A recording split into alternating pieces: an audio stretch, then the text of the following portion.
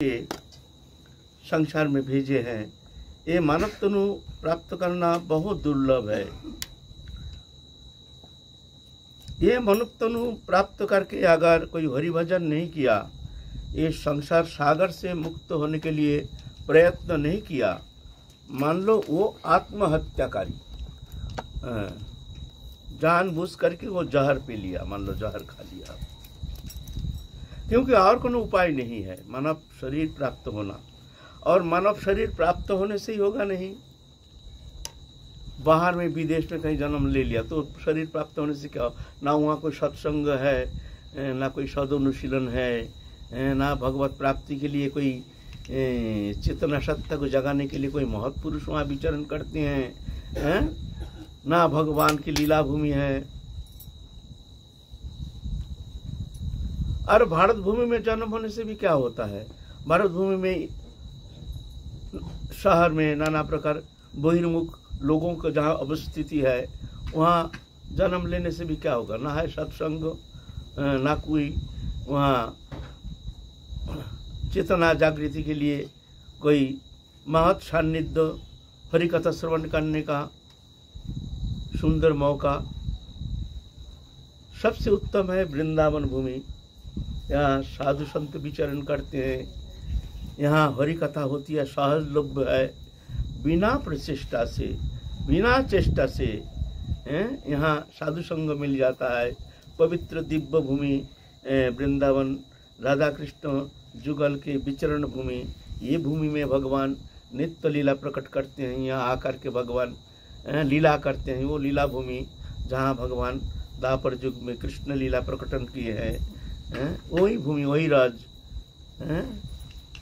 वही गिरिराज महाराज, वही जमुना पुलिन, सब वही है।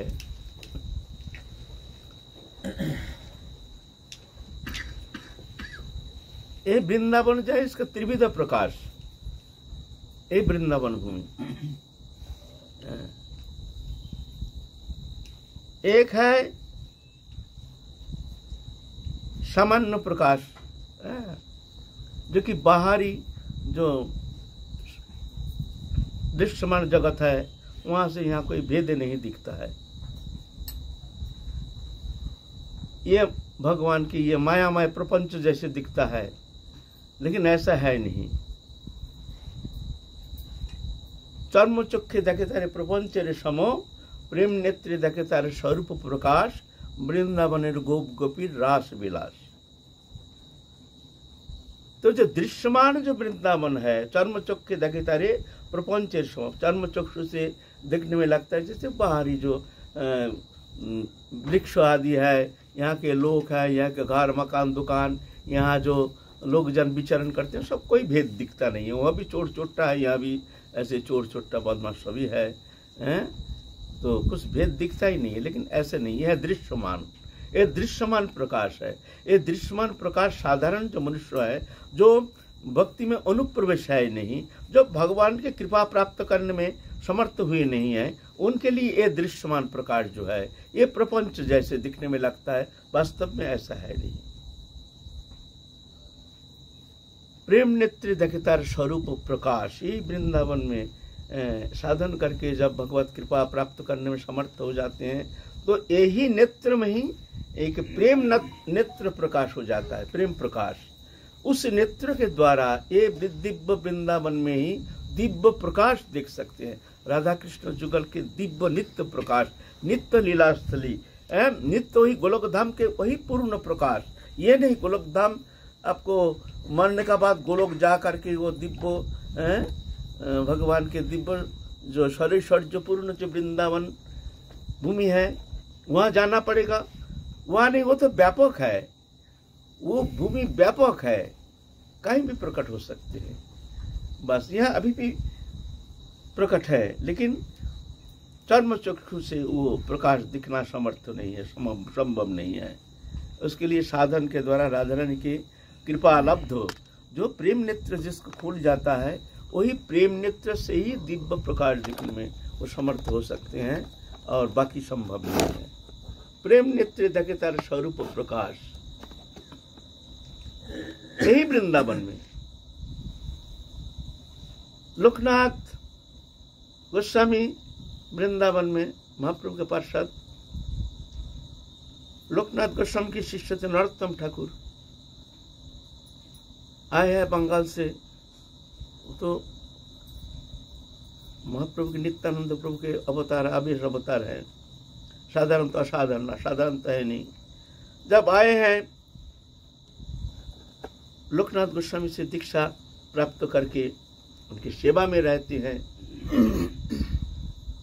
एक दिन लोकनाथ गोस्वामी कहते हैं, नरोत्तम थोड़ा रस लिया, ये लीला भूमि का रस से शौच क्रिया करके शुद्धिकरण के लिए ये मिट्टी का जो व्यवहार है ये हमको अच्छा नहीं लगता है।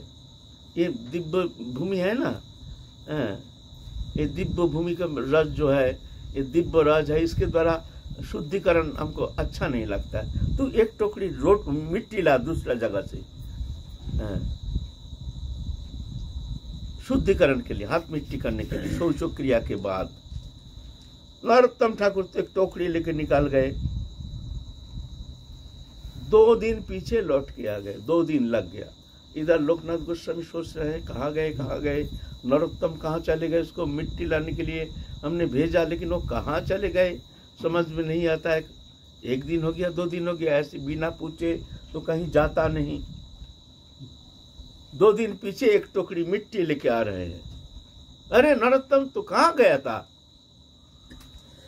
बोलते गुरुदेव मिट्टी लाने के लिए गए थे। अरे पागल, मिट्टी यही तो बगल में ही तो पड़ा है, थोड़ा लीलास्थली के बाहर जाने से ही तो कितना खेत है, वहां से मिट्टी लिया।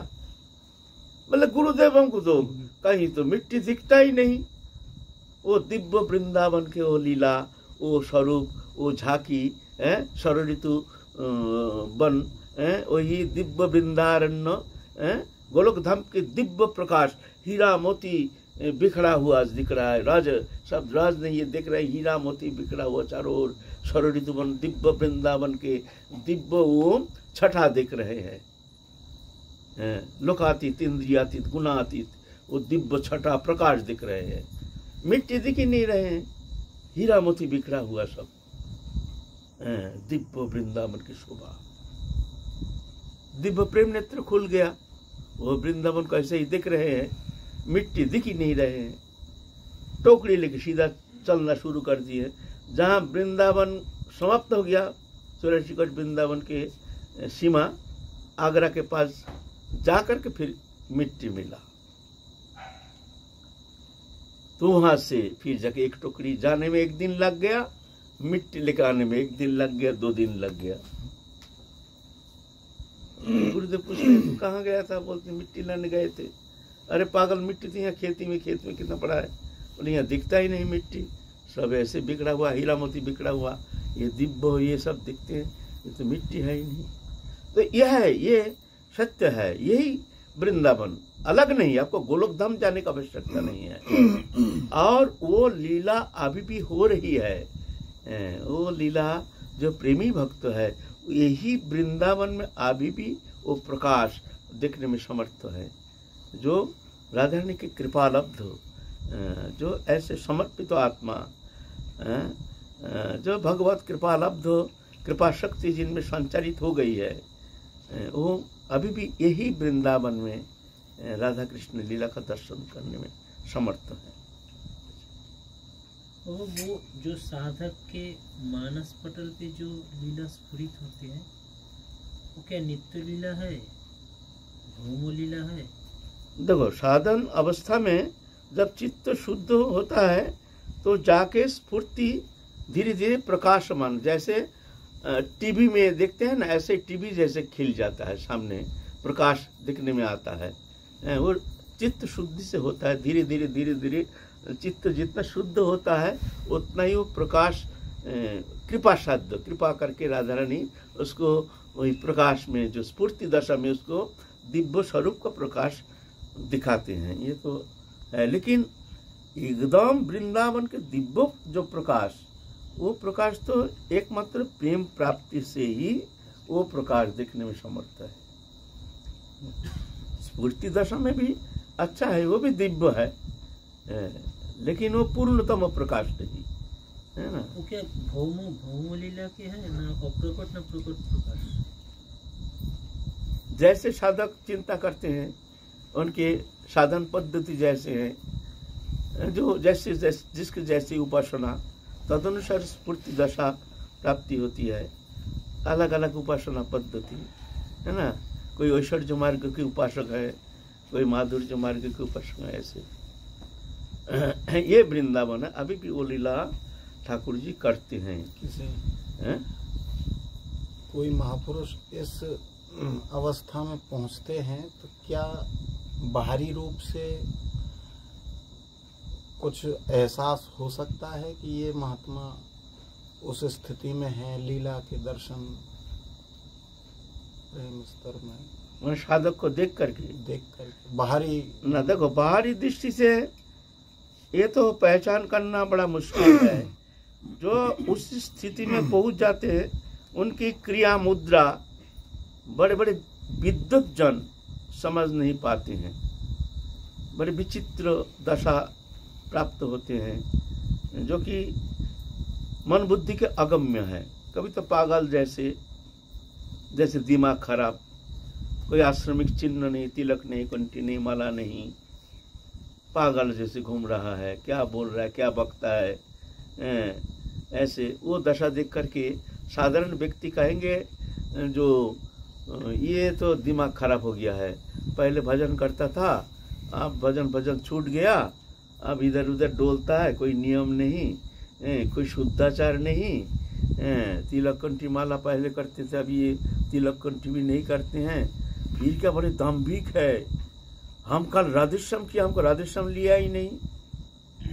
वास्तव में ऐसा नहीं है। वो चलते हैं तो वही दशा, उसमें एकदम नित्य दिव्य दशा प्राप्त होकर इतना अंतर बना हो जाते हैं, वो ख्याल नहीं रहता कौन जा रहा, कौन आ रहा, कौन क्या बोल रहा। मान लो वो जा रहे अपने भाव में, बाबा दंडवत, वो तो अपने भाव में है, उसको देखा ही नहीं कौन आया कौन गया, वो जा रहे हैं। अरे बाबा देख कितना घमंडी है, हमने दंडवत किया, दंडवत लिया नहीं। वास्तव में ऐसा नहीं। फिर मान लीजिए कैसे है वो दशा बड़ी अद्भुत दशा है, शास्त्र विधि के अगम्य है।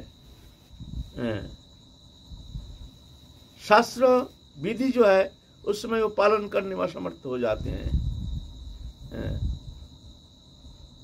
ख्याल नहीं कब एकादशी है, कब व्रत है, पागल जैसे घूम रहे हैं। कहीं तो कोई गंदगी में बैठा है चुपचाप, वही स्फूर्ति दशा प्राप्त होकर के एकादशी दिन मान लो किसी ने कुछ दे दिया, अन्न नहीं दे दिया, ख्याल नहीं, खा लिया।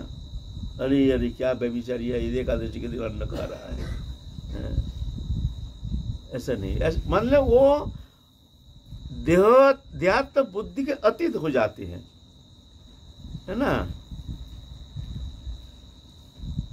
आज्ञाइव गुणान दोषान मया दृष्टान विशकान धर्मान संत्यज्य सर्वान जो मांग बजेत सच सत्यम, श्रीमद् भागवत पुराण कहते हैं। आज्ञाइव गुणान दोषान मया दृष्टान विशकान धर्मान संत्यज्य सर्वान जो मांग बजेत, मेरे द्वारा वेद में जो विधि निषेध दिया गया है ये समस्त कुछ वो पालन नहीं करता है, पालन कर नहीं पाता है। माने इतना अंतर्मना हो जाते हैं उस स्थिति में, जो वेद विधि निषेध पालन कौन करता है? हम मन के द्वारा, हमारे इंद्रियों के द्वारा तो पालन करते हैं ना। हमारे मन जब इंद्रिय के साथ संयोग होता है तभी जाके हमारे इंद्रिय सक्रिय होता है। हम आंख के द्वारा देखते नहीं, मन के द्वारा देखते हैं, कान के द्वारा सुनते नहीं, मन के द्वारा सुनते हैं। मन जब कान से संयोग होता है तभी जाके कान सुनने में समर्थ हो जाता है। तो उसी स्थिति में क्या होता है, मन इतना अंतर्मना हो जाता है, जो समस्त हमारे शब्द स्पर्श रूप रस गंध चक्षुकर्ण नासिका जीवा तक, ये जो 5 ज्ञानेन्द्रिय है, वो ज्ञानेन्द्रिय के द्वारा भौतिक विषय वो ग्रहण करने में असमर्थ हो जाता है। फिर हस्तपद वाक्पाई उपस्थ जो कर्मेंद्रिय है, ये कर्मेंद्रिय के द्वारा जो विधि निषेध पालन करेंगे, मन भगवत चिंता में इतनी तल्लीनता, इतनी तन्मयता, पालन कौन करेगा? मान लीजिए आए हैं पूजा करने के लिए पूर्व संस्कार अनुसार, आंख मूंद कर कोई चिंता में तुलसी के चरण में दे रहे हैं माथे में, दे रहे हैं माथे में, ऐसे। रामकृष्ण परमहंस देव भोग लगाने गए माँ का, भोग लगाने गए, बैठ के खाना शुरू कर दिया। माँ तू भी खा, रे माँ तू भी खा। अतीन्द्रिय दशा, माँ तू भी खा, खुद खा रहे, भोग लगा रहे, भोग लगा रहे, माँ के भोग लगा रहे। किसी ने देखा, देख करके रानी माँ जो है, क्या नाम जाना, रानी रासमुनी, रानी रासमुनी का मंदिर ना, रानी रासमुनी के पास जाकर के कहती है, जो देखो ऐसे अपने पुजारी रखा है, ये तो मंदिर के अंदर ही पेशाब कर देता है, और वहीं पर बैठ के खाता है, खा के बोलता है माँ तू खा, तू भी खा, मैं भी खाऊं। ये कैसे व्यभिचारी है। रानी रासमुनी एक दिन जाके देखते हैं, वह तो अलग दशा, माँ माँ करके ऐसे दीप भाव में भाभी तो चित्त वृत्ति। हाँ, यह तो उस स्थिति में विधि निषेध पालन नहीं कर सकता है। इसीलिए गीता श्रीमद् भागवत कहते हैं, आगैव गुणान दुषान मया दृष्टन विषकान धर्मान संतेज्य। सब धर्मों वो उसके परे हो जाते हैं, सर्वान सर्वत भाव से। जो मेरे समस्त इंद्रिय वृत्ति हमें समर्पित होकर के, हमारे भावनामय होकर के जीते हैं, वो उत्तम भक्त है। ऐसा है ना। इसीलिए ऐसे जो महत्पुरुष है, उनको पहचानना साधारण मनुष्य के द्वारा संभव नहीं है। अगर कोई पहुंची हुई संत है, वो जानते हैं कि इनको अनमोल कोहिनूर मुनि मिल गया है, अनमोल एक कोहिनूर मुनि मिल गया है, कोई भी जान सकता है, साधारण मनुष्य जान नहीं सकता है। उस ना साधु का जैसे कोई चेहरा, न तिलक कंठी माला, कुछ नहीं, पागल। कुछ महापुरुष उस भाव को स्मरण करके उसको पचा भी जाते हैं। देखो उस स्थिति में एकमात्र भगवत पार्षद बिना उसको पचा करके लोक व्यवहार एकमात्र पार्षद तनु है जो अवतार कोटि को कोई कर सकते, नहीं तो साधारण मनुष्य उस स्थिति में वो मुश्किल है उसके लिए लोक व्यवहार एकदम। रामदास काठिया बाबा और ये बड़े बड़े महापुरुष जो उस अवस्था में पहुंचे थे, वो तो सामर्थ्य, कोई सामर्थ्य ऐसे है, वो कोई सामर्थ्य, कोई सामर्थ्य पुरुष ऐसे होते हैं। भगवत इच्छा और कृपा से ही वो, हाँ, वो तो एकमात्र भगवत कृपा से वो स्थिति प्राप्ति होती है। साधन के द्वारा वहां पहुंचना, तो साधन तो करना ही पड़ेगा। पहले अवस्था में साधन, तीव्र साधन चेष्टा,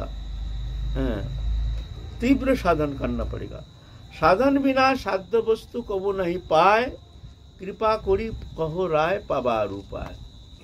साधन बिना साध्य वस्तु जो प्रेम, वो प्राप्त होना संभव नहीं।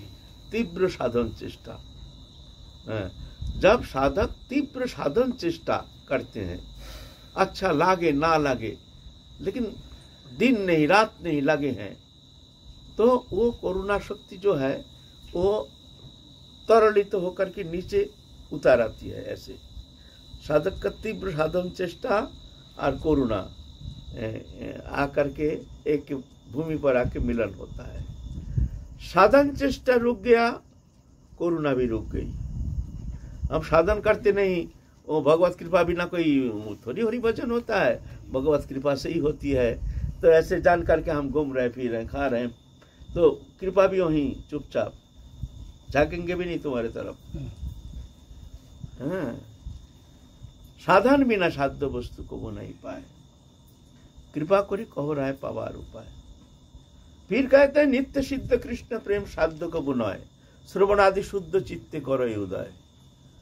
नित्य सिद्ध कृष्ण प्रेम साधन के द्वारा भी मिलेगा नहीं, कृपा साध्य है। और इधर कहते साधन बिना मिलेगा नहीं। दोनों विपरीत शब्द ना। इधर कहते हैं साधन करके वो प्राप्त होना संभव नहीं है। नित्य सिद्ध कृष्ण प्रेम साध्य कबू नय। श्रवण आदि शुद्ध चित्ते करे उदय। श्रवण आदि श्रवण कीर्तन शरण पूजन अर्चन बंदन दास्य ध्यान धारणा उपासना स्तप स्तुति वंदना आदि भक्ति अंग जाजन के तीव्र साधन के द्वारा जब चित्त शुद्धिकरण होती है, चित्त शुद्ध होने से तो कृपा करके उदित होते हैं, तुम्हारे साधन से नहीं। उस समय करुणा करके भक्त के हृदय में आ करके बैठ जाते हैं, अहित की करुणा। तो साधन बिना साधन से होगा नहीं। इसलिए भक्ति संदर्भ में कहते हैं भगवत प्राप्ति के लिए दो वस्तु, भगवत प्राप्ति के लिए भक्ति संदर्भ में कह रहे हैं जीव गोस्वामीपाद। एक कहते हैं तीव्र आत्यंतिक साधन चेष्टा, अच्छा लागे ना लगे, दिन नहीं रात नहीं लगे है, समय नहीं गमाए नहीं, हर समय होता नहीं, हो नहीं रहा है, मन लगता नहीं, मन में नाना प्रकार विक्षेप,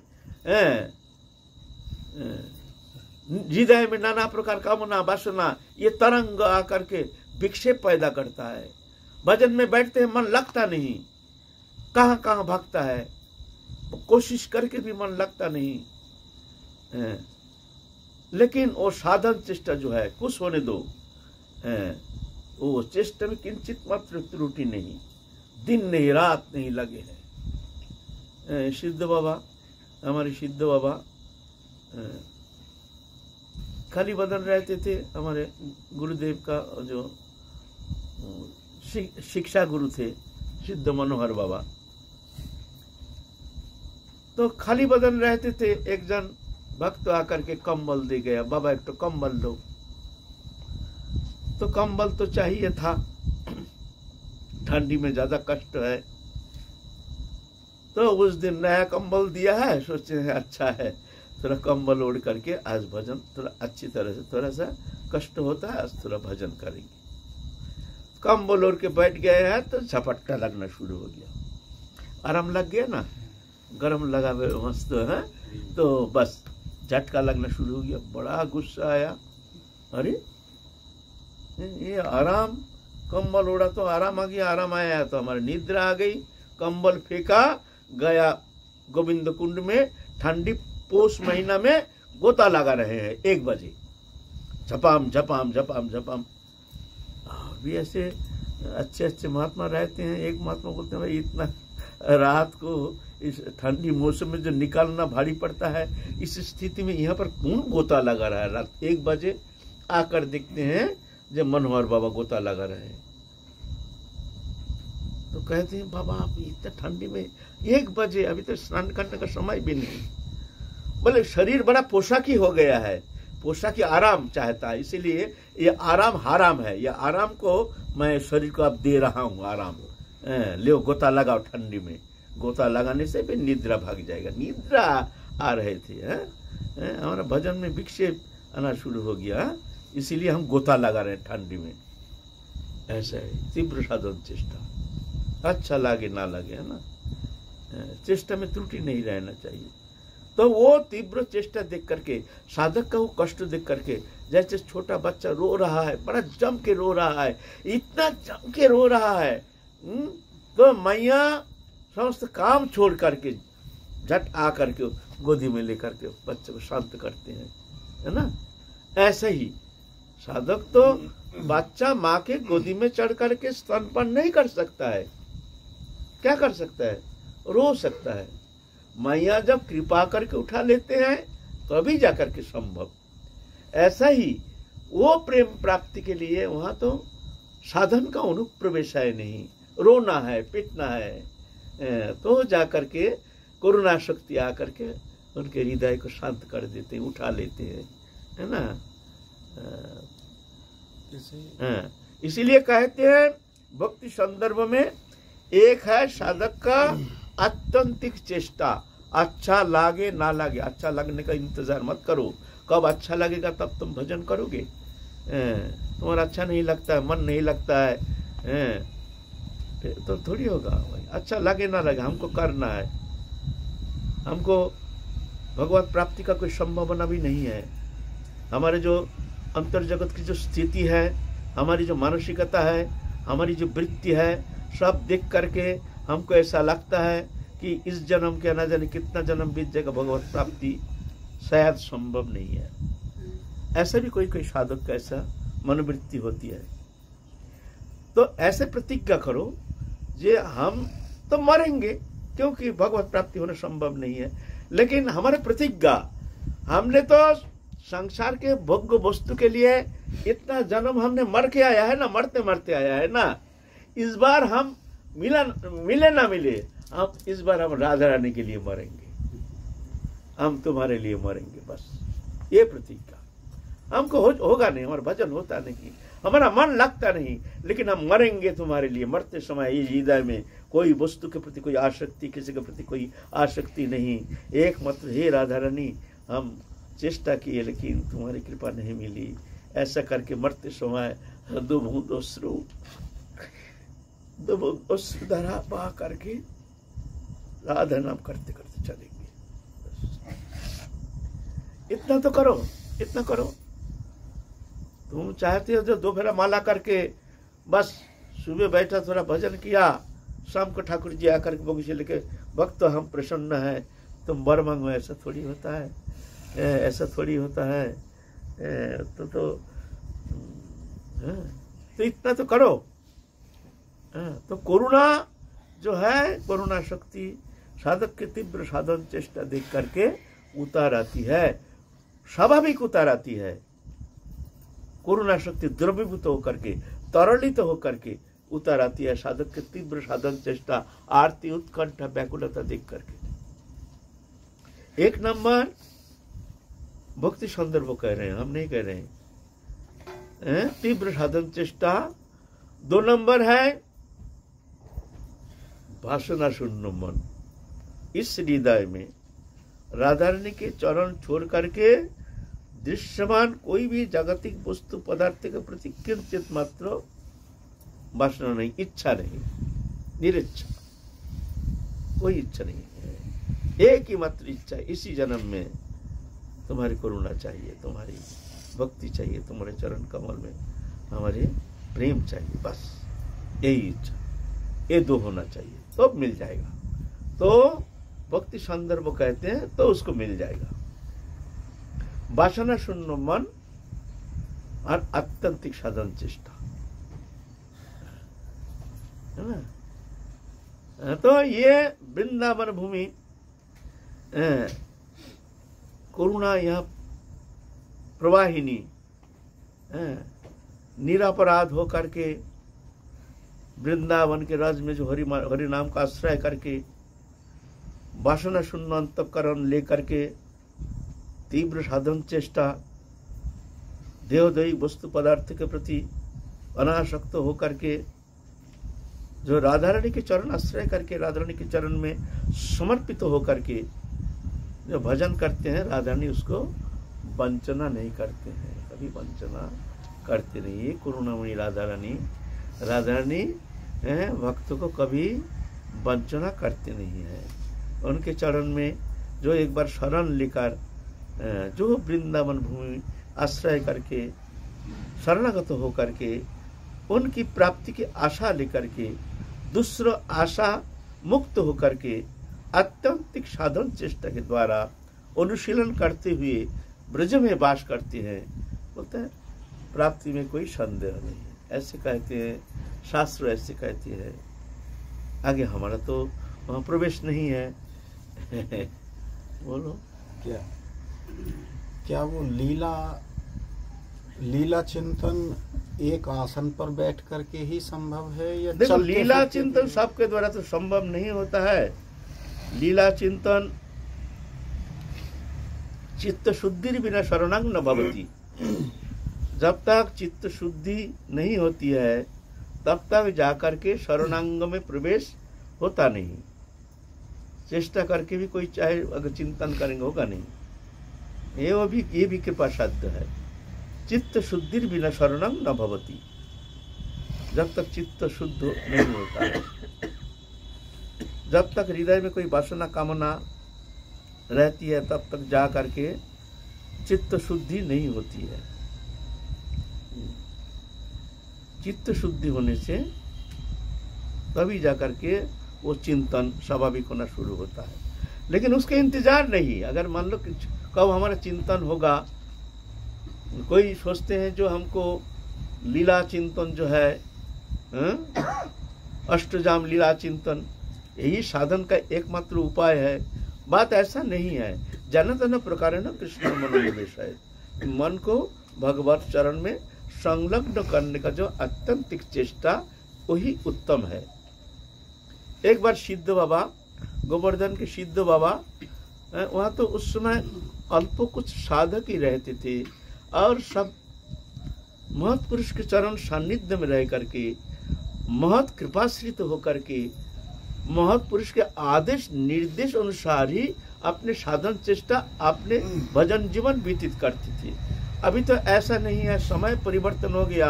हम लोग दीक्षा लेकर के सब स्वतंत्र हो जाते हैं, सोचते हैं हम तो बड़ा साधक हो गया, अपना मनमुखी चलना शुरू करते हैं। वो जानते नहीं है कहाँ गड्ढा है, कहाँ क्या है। स्वतंत्र होने का कारण वो भजन जीवन से कब देखा जाता है जो अलग हो जाता है। आश्रय कोरिया भजे तारे कृष्ण नहीं था आर सब मरे कारण। एकदम हमारे अनुगत्यमय भजन, हमारे जो ब्रज लीला, ब्रज उपासना पद्धति, माधुर्य उपासना पद्धति है, ये पद्धति में प्रथम ही है महत अनुगत्य। जब तक गुरु है गुरु अनुगत्य।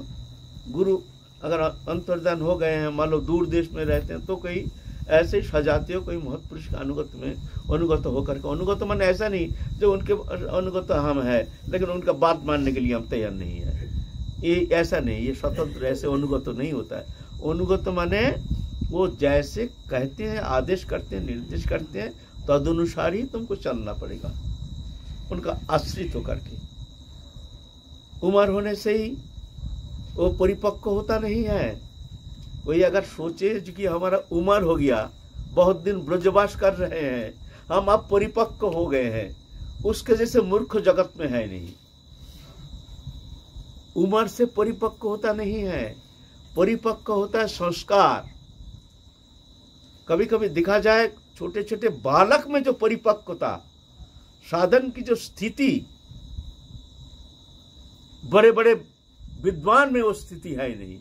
परिपक्व की बात करते हो उम्र से, या उम्र का कोई इम्पोर्टेंस ही है नहीं। परिपक्व ऐसा होता नहीं है। परिपक्व संस्कार, पूर्व जन्म के संस्कार लेके जन्म लिए हैं।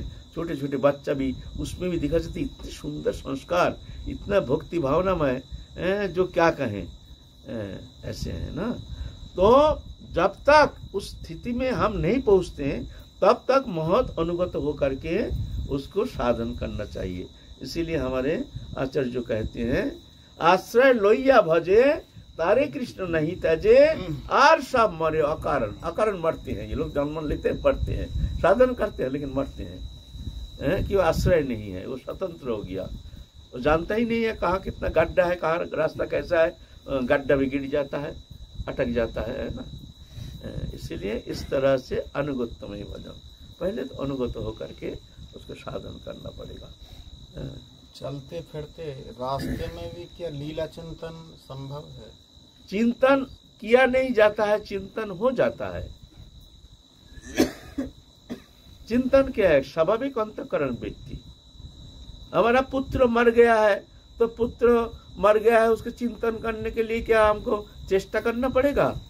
कहीं बैठे हा हा हा हा, कहाँ गया, कितना समझाओ, अरे ये तो अनित्य संसार है, पुत्र मर गया तो क्या हुआ, ये तो मरेगा, तुम भी मरोगे, मिथ्या क्यों रो रहे हो, कोई बात मानेगा नहीं, फिर भी यही हाँ बेटा हाँ। क्यों? तो ऐसे ही जब तुम्हारे लगाव हो जाएगा ठाकुर जी के साथ, ठाकुर जी के चरण में तुम्हारा अंतःकरण के लगाव होगा ना, तब ऑटोमेटिक चिंतन होता रहेगा। हमारा लगाव है संसार के प्रति, चिंतन कैसे होगा? दोष देते हैं चिंतन का, चिंतन होगा कहाँ? चिंतन तो हो रहा है। चिंतन होगा कहाँ? वो तो चिंता में फंसा हुआ है, चिंता में फंसा। मन तो एक है, यहाँ लगाओ चाहे वहां लगाओ, संसार में लगा हुआ है, दृश्यमान वस्तु पदार्थ में फंसा हुआ है, वहां लगेगा कैसे, है ना? इसीलिए ये दोष दूसरे का नहीं है, ये तो हमारा ही दोष है। हमारा मन वहां फंसा हुआ है, अच्छा लगता है, दृश्यमान वस्तु पदार्थ हो, भोग्य पदार्थ हो, हमको अच्छा लगता है, मन लगा हुआ है। तो सिद्ध बाबा उस समय सब भक्तों को सब उपदेश करते थे, उनके सानिध्य में आकर के पूछते थे कौन कैसे भजन कर रहे हैं, कौन कैसे भजन कर रहे हैं, सब अपने अपने भजन निवेदन करते थे। तो एक दिन एक भक्त आया, संध्या के समय सब आए हैं, सिद्ध बाबा सब क्लास लेते, क्लास कौन क्या करते हैं, कौन किसमें कमी है, क्या कमी है, क्या नहीं है, सब बोलते हैं। कोई कहता है हमारे अंदर ये विकार है, हमारे अंदर ये मानसिकता ऐसी है, तो इसे निवेदन करना चाहिए। तद्विधि प्रणिपात न परिप्रश्न सेवया, प्रणिपात परिप्रश्न बोलना चाहिए, हमारी ये कमी है, ये कमी है, ये कमी मिटाने के लिए हमको क्या करना चाहिए, हमको कमी तो हम बोलते ही नहीं। तो एक भक्त आके रोना शुरू कर दिया। तो सिद्ध हो कहते तुम क्यों रो रहे हो? वो बोलता ही नहीं, रो ही रहा है, रो ही रहा है। सिद्ध बोलता है भाई रो क्यों रहे हो, बोलो ना। मतलब बाबा आज हमारा भजन हुआ नहीं। अरे भाई भजन हुआ नहीं, कहीं गए थे कोई काम में, कोई अटक गए, क्या बात है बताओ, भजन क्यों नहीं हुआ? बोले बाबा कहीं तो गए नहीं, भजन में बैठे हैं, सुबह प्रातःकाल स्नान करके हमने लीला चिंतन में बैठे हैं, वहाँ हम राधा रानी को प्रातः स्नान करा करके रत्न वेदी में बैठा करके उनके श्रृंगार कर रहे हैं, मानस में हमने ऐसे चिंतन कर रहे हैं। उस समय राधा रानी के हस्त को अपने हस्त में धारण करके हम कंगन पहना रहे हैं। तो हस्त कमल की वो सुंदर शोभा देख करके हमारा मन वहीं अटक गया। बाबा सुबह से संध्या तक उस हस्त कमल की शोभा से हमारा मन को हटाने में हम असमर्थ हो गया। मन हमारा चलायमान हुआ ही नहीं, हमारा आज सारा दिन का भजन सब नष्ट हुआ ही नहीं। भजन लीला चिंतन क्या करेंगे बाबा? वहां से हस्त कमल की छटा देख करके उनके हाथ में उनकी सुंदरता, वहां से मन हटाने में असमर्थ हो गए हैं। इसीलिए बाबा आज हमारा भजन हुआ नहीं। तो बाबा हंसना शुरू कर दिए, बोलते तुम्हारा भजन तो आज ही हुआ है। बोले इतना दिन तुम्हारा भजन हुआ नहीं, तुम्हारा भजन तो आज हुआ है। यह भजन लीला चिंतन तो एक प्रक्रिया, एक प्रक्रिया साधक का। ये क्या है? एक विज्ञान है। विज्ञान क्या है? जैसे हमारा मन चलायमान है, चलो चलायमान है, तो मन तो स्थिर नहीं होता है। तो मन स्थिर कैसे किया जाए? न चलायमान, जब मन चलायमान है तो चलायमान चिंतन करते रहो, स्थिर होता नहीं है तो चिंतन करो। सुबह उठ करके गुरुदेव को जगा रहे हैं, गुरुदेव जगा करके गुरुदेव को आश्रम में बैठे हैं, फिर राधा कृष्ण जुगल को जगाए हैं, फिर राधा रानी को ले जाते हैं सुंदर स्नानागार में, जा करके राधा रानी को हम इस तरह से स्नान करा रहे हैं, गहना पहना रहे हैं, फिर जा करके ऐसे फिर राधा रानी को लेके जा रहे हैं सूर्य कुंड में सेवा। ये चल है, मतलब तुम्हारा मन रुकता नहीं ना, ये प्रक्रिया विशेष। इसका मतलब ये नहीं कोई अगर राधा कृष्ण जुगल के वही रूप माधुरी में आस्वादन कर रहे हैं ध्यान निविष्ट होकर के, तो इसका मतलब ये नहीं उसका भजन नहीं हो रहा। अष्टजम लीला बिना भजन होता नहीं है, ऐसा बात नहीं है। जैनतन प्रकार कृष्ण मनोनिवेश, मन को लगाना है। यह है फॉर्मूला, यह है प्रक्रिया। जिसका मन लीला में नहीं लगता है, सिर्फ नाम की तरफ ध्यान रख करके तुम चिंतन करते रहो। ऐसा मत समझना कि हमारा भजन नहीं हो रहा, हमारा चिंतन नहीं हो रहा, ऐसा नहीं है ना। अच्छा ठीक है, कल चलेंगे भी। वासना शून्य, तो उसमें निर्गुण वासना भी नहीं होनी चाहिए, केवल सिर्फ राधा श्याम सुंदर की चरण सेवा ही हमारी वासना होनी चाहिए। हमारी वासना बस निर्गुण में भी अटक जाते।